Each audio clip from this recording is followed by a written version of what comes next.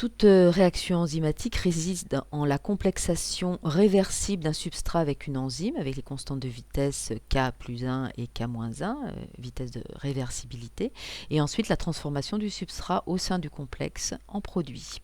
C'est cette deuxième réaction qui est l'étape la plus lente. C'est donc elle qui va imposer sa vitesse. La vitesse de réaction est donc égale à K2 fois le complexe ES.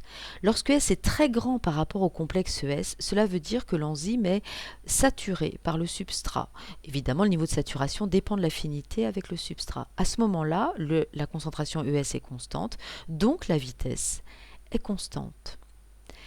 Cette vitesse s'appelle la vitesse initiale en fait, de la réaction enzymatique. Pour la caractériser, on peut suivre par exemple l'évolution lors d'une réaction enzymatique, l'évolution du produit au cours du temps. La période initiale, qui est représentée ici, c'est la période où la vitesse est constante. Et effectivement, la représentation de P en fonction du temps est linéaire.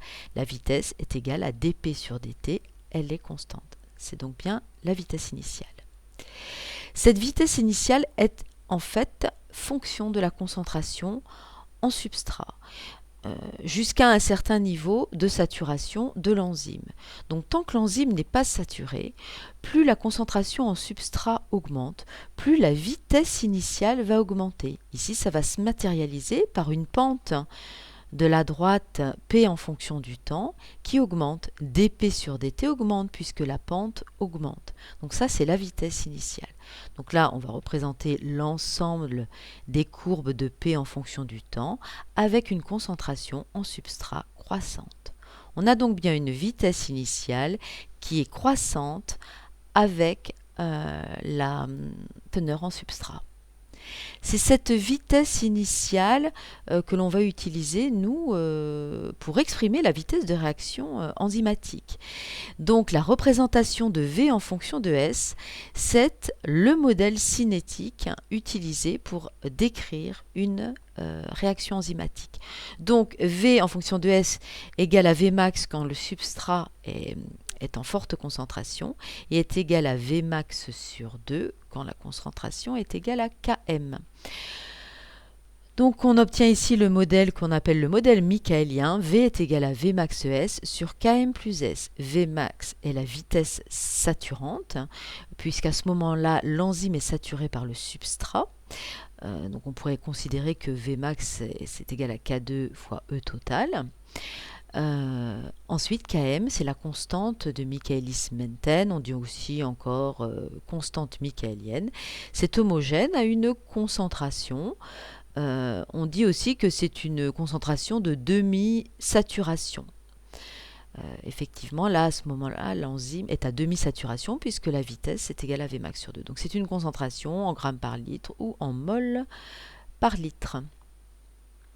La vitesse, elle, c'est des grammes par litre et par heure ou des moles par litre et par heure. Tout dépend de comment a été mesurée la vitesse. Donc, on le voit graphiquement, mais aussi mathématiquement. Si S est très grand par rapport à Km, V est égal à Vmax.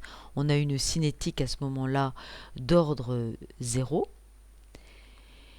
Et si S est très inférieur à Km, on est dans une zone linéaire et V est égal à Vmax S sur Km.